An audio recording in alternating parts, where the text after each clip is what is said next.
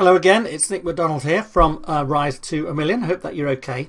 One of the questions that we've been asked, and we're actually asked this a lot, is what's the best way to advertising? What do I need to do? What's the best thing? SEO or organic, or should I be paying advertising, or what should I do? Now, whilst that's a good question, it's not necessarily the right question to ask. It depends very much on your business and where you're at. And what you're able to respond to, what you're able to do, and what you have in place. So your business is a unique business. So probably the best question to ask is, what is the best way to advertise or to have some direct outreach for my business right now? What is it that you're looking for? So what I want to just do is spend a couple of minutes going through some things to think about and to give you some very top line view of this. And then what we'll do is we'll record a few more videos like this, but with a little bit more insight around benchmark numbers and stuff like that for you to expect. So what we're going to do is we'll just dig in, because I think all of you who are in here, you won't necessarily be turning over $1 million at the moment. So it's really important that you understand this as a basic before you start spending any money. So on the whole, all advertising works to some degree. Okay, there's loads of things that depends upon how well it works or not. Organic is always good, okay, because it's not free, but it's largely cheaper than anything paid. So if you can do anything organic, that's always good. Paid advertising is also good, right? It's a good thing. And it is fast and effective, and it really puts you in front of people who are actively looking for you today, right now. So paid advertising is really going to give you, depending upon which platform you go on, the reddest, hottest leads, if that's even a word. And then people say, should we do SEO or should we do paid? What should we do? Well, we say do both. You shouldn't really just have one thing that you're reliant on. You should really have 3 or 4 or 5 or 6 different routes to market for you and your business to get in front of people. I would say if you're starting out, what we would normally do is we would suggest that you started off with paid advertising, because then you can really hone in your offer, and then once you know the keywords that you should be going after and what your offer is and your target market, you can then choose those keywords to go after with SEO, so that you're not spending 6 months trying to rank for something that doesn't make you any money. So something that you should always do in all your marketing, paid or unpaid, is track your results. So there's loads of things that you can track, but these are some questions that you need to ask yourself. Is from any kind of campaign that you're doing, how many incoming inquiries has it produced for you? And how many of those inquiries are turned into actual dollars? And then, was it actually profitable for you? Right? You've got to think about, the people that you were serving that were calling you up, were they your ideal customer? And did you get a referral or a review out of it? And can you measure specifically what was your return on investment from every campaign that you do? So if with any kind of marketing, you really do need to know your numbers around what's working, what's not, and if it's worth it or not. The most important number for you to know is CPA, which is cost per acquisition. So really what that means is how much it costs you to acquire a new customer. So you might spend, let's say you might spend $100 on advertising, and you might get lots of visits to your website, and you might get lots of phone calls, but actually you only got one customer out of that. So what you would say is, well, it's actually cost me $100 to get that one customer. So your cost per acquisition is a really, really important number for a number of reasons, but we'll talk about that in a minute. But before you start, really you need to make sure that you have a bulletproof system that's going to convert all of your calls into paid work, and then all of those customers into long-term customers, right? So we always recommend this, before you start putting money into advertising, you've got to make sure that you're ready to deal with that and that you don't have any holes in your bucket at all.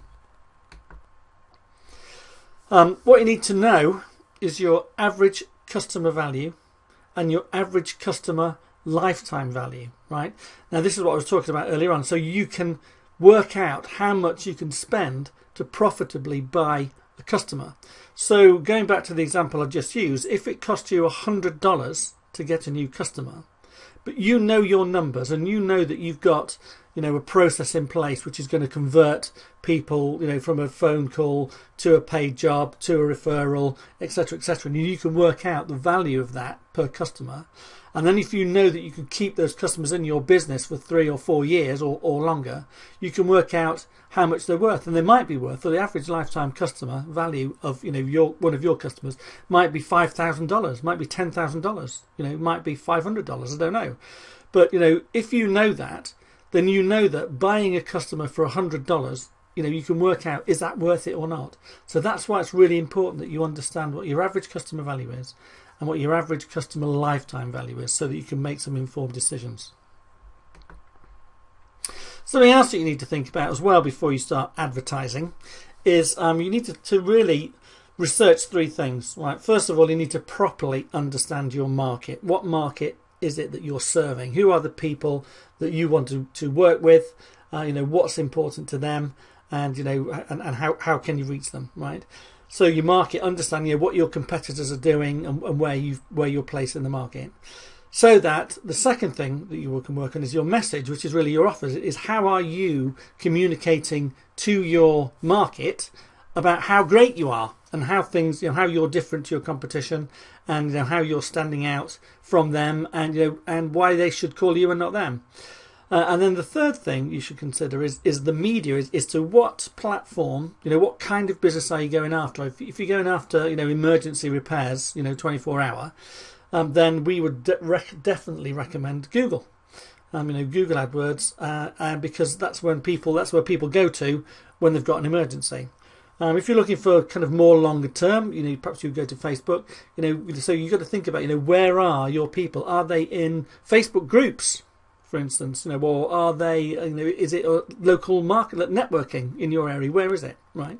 So you need to understand, you know, have a proper understanding of your market, have a proper understanding of your message, so you can make a compelling offer which appeals to your market, and then you've got to know which is the correct media to use to reach those people, right?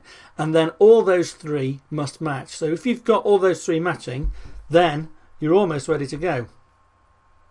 Because the other thing that really matters is social proof, right? So you really need to properly understand this, that, you know, people are looking, that people don't trust people really. Generally they like to, but they don't trust people, so they want to know before they're going to hire anybody, you know, what everybody else thinks of you.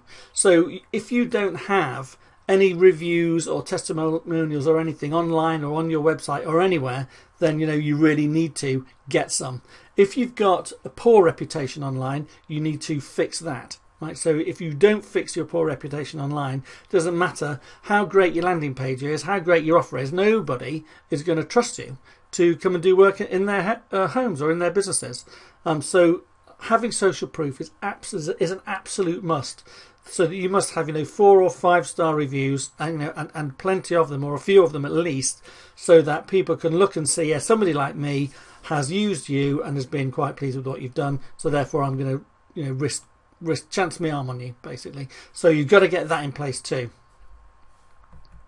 So once you know your numbers, once you've got a compelling targeted offer for your market and you know how to reach them, and you've sorted your reputation out, that it would be when we would say, right, okay, now is the time to start investing money in marketing to see how you get on.